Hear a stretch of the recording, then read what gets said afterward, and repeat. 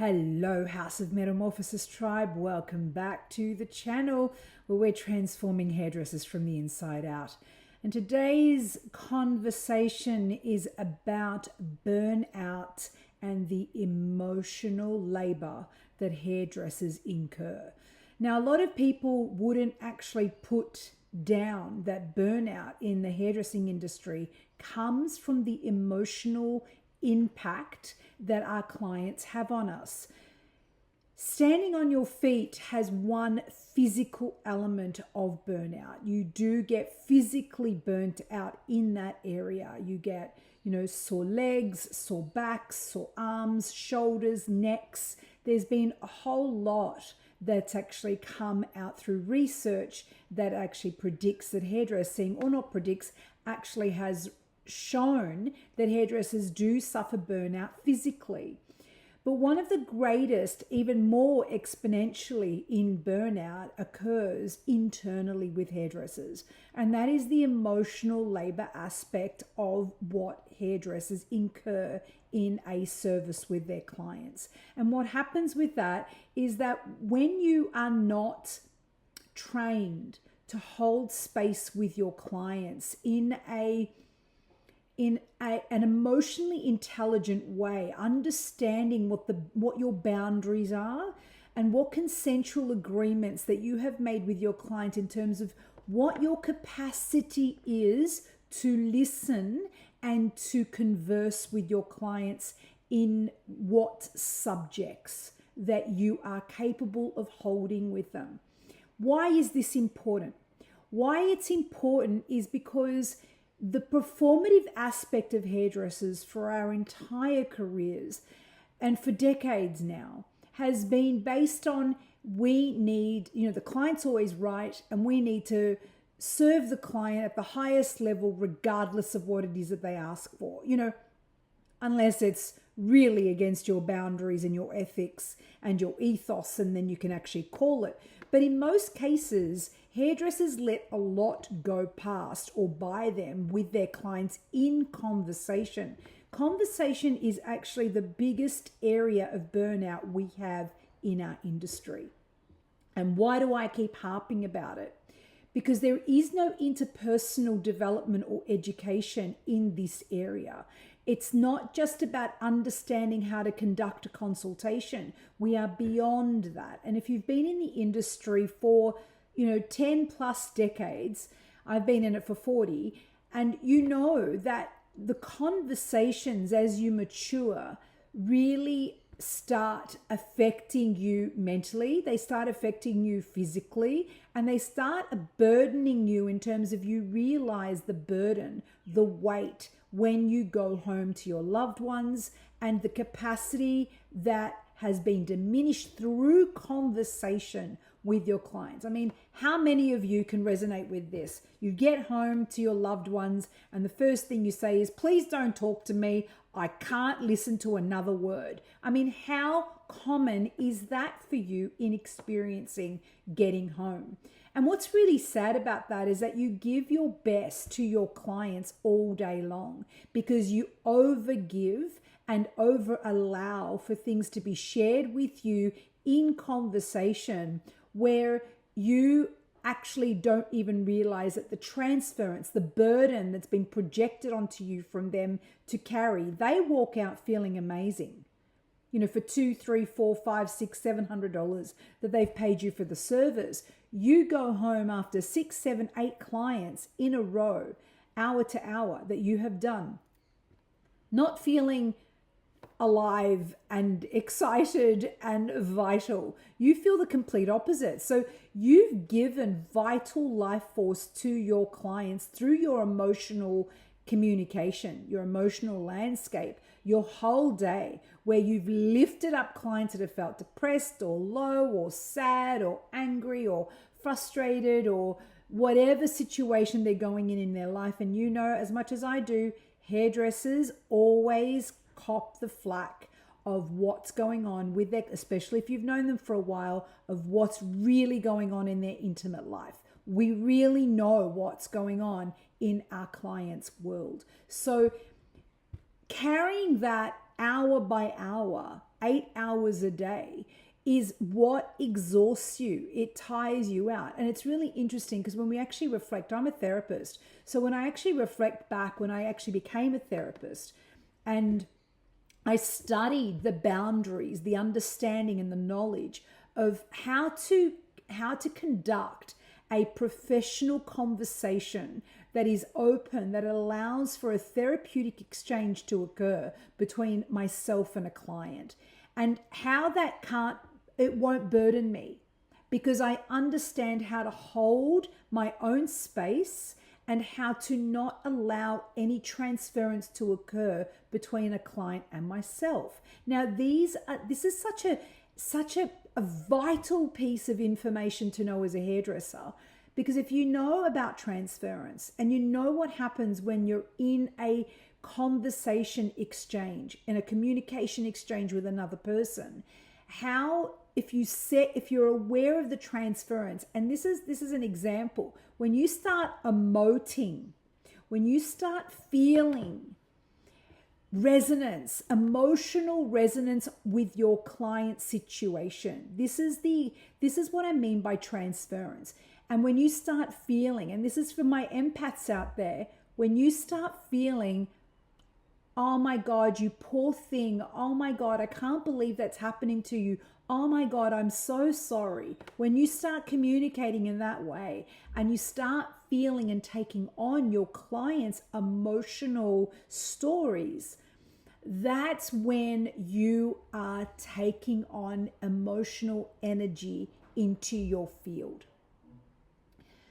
Now, I know it's elusive, like it's not something that's tangible that you can touch. It's not something that you can turn to and go, oh, my arms are sore because I've been blow waving or coloring all day and my shoulders are killing me, or my legs are sore because I've been standing all day, or my back is really sore because I've been standing all day and cutting all day, or whatever it is. That's tangible. You can put your finger on why you're feeling pain or you're feeling exhaustion. But when it comes to emotional exhaustion, you can't really put your finger on it unless you're aware of the knowledge and the content that it takes to create that kind of cultivated buildup of emotional fatigue in your body. And once you become aware of how the emotional landscape can really cause burnout for you, you'll set those boundaries so quickly with your clients that you will never, ever, ever, you'll just sort of have a consensual agreement before the session even is conducted.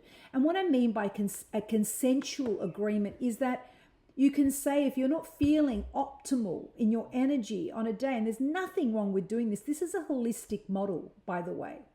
There's nothing wrong with saying this to your client. If you're not feeling 100% in terms of your energy system, you might have had, you might have a young child that kept you up all night, or, you might have not had a great night's sleep and not rested. You had a lot on your mind and you couldn't get to sleep. So the next day you sort of go to work and you really don't have the capacity.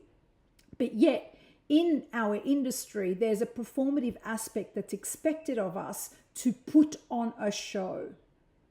And putting on a show and overriding your emotional capacity, and fueling yourself with caffeine and all sorts of stimulants to get you through the day is where, again, another layer of how the burnout is, it occurs in your system. So it's like drawing the line in terms of, this is internal well-being. This is internal self-care.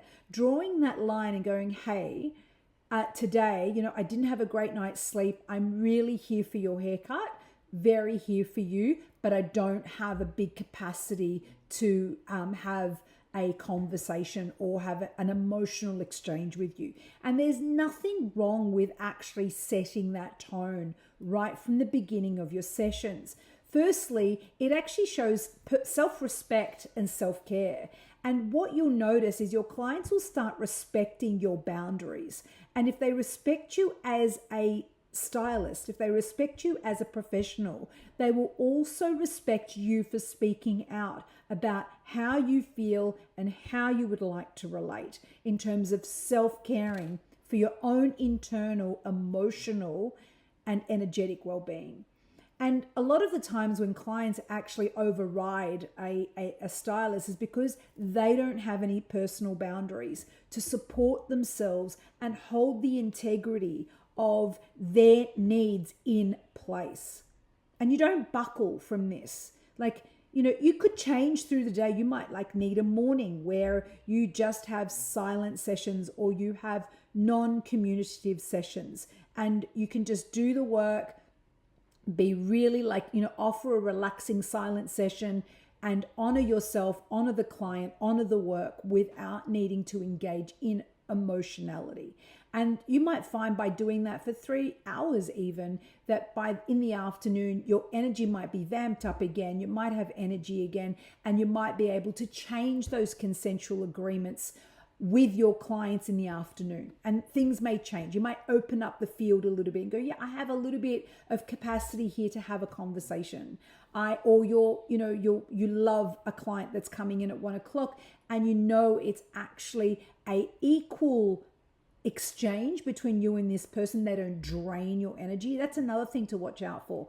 Who are the clients that drain your energy? When they leave and you go, oh my God, I'm just wiped out. That client just took everything I had. Just look into your client, your clients, and see who drains you and who actually fills you up. And you're going to notice that some clients actually come in and there's equal exchange. So there's a mutual respect and there isn't any emotional draining going on. And there are other clients that don't do that at all. Other clients just, share and share and share. It's like an opportunity for them to dump.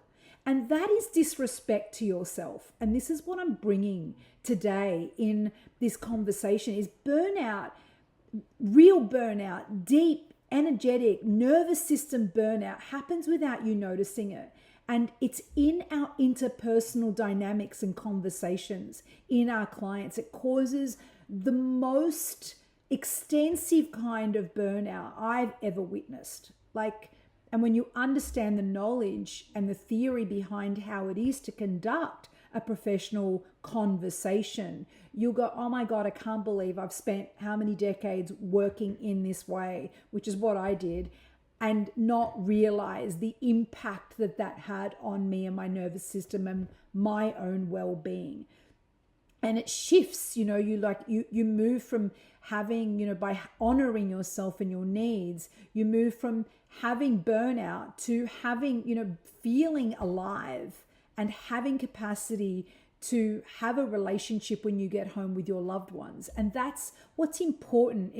If what you do every day takes away from you enjoying your loved ones, your family, your life, then what you're doing needs to actually shift and change. Something needs to change because that is not living life. That's working, and that is just being a slave to your work and really either disassociating, numbing out, checking out, where you're not present, the body's present, and another persona takes over, and that's a whole other story. It's a split situation where, some hairdressers that I know and I've worked with will go in and sort of switch personalities. When they're in the salon, they become the hairdresser, and when they leave the salon, they become themselves. And this split also is a very big cause for burnout. This switching between the hairdressing persona and the personal life persona is also a burnout situation that can occur. So there's so many other elements. I just wanted to bring in, bringing in consensual agreements and communication with your clients based on how you need to conduct. Remember, you're the professional. They're coming to see you, so you get to set the tone. Yes, you're working with a person, especially if you're working in the field of transformation. Yes, you're working with them, but it doesn't mean it has to be at your expense, your life force expense. This is a very important piece to integrate into your awareness, into your interpersonal dynamics, and into the way that you understand how soft skills and communication really is conducted. And of course, all of these things that I talk about every week are all extensions, they're little nuggets out of the Evolve curriculum, and we get into these areas, especially communication and Evolve, in such a deep way. I mean, we spend a month on communication and Evolve, so it's a very deep, very intricate module that we really look at all the different facets of communication, from nonverbal to body language to, communication in terms of open, close, like all the different dynamics, like nonviolent communicate. Like, we look at a whole variety of different communication styles so that you can actually create your own communication character, your own authentic communication style, like how you want to work with communication that honors you, honors yourself. Some people have more energy than other people, so their communication style is going to be very different to somebody that's a little bit more introverted. And we do have our introverted hairdressers. Let's not forget that. We have our extroverted and our introverted, and sometimes we have people in between. So it's like understanding all of those dynamics. So if you're interested in wanting to know more, of course, as always, go to the houseofmetamorphosis.au/evolve and have a look at the content for the Evolve curriculum, and book a call with me if you'd like to further find out more information about how the course evolves over the 12 months. And beyond that, if you just enjoyed this video, this conversation, please like, share, and subscribe to this channel so that it may grow and other people may get access to being inspired by this content for the hairdressing industry. Beyond that, I thank you for your time, your presence, and for being here in this conversation to the end. And I look forward to having another conversation with you very soon. Bye for now.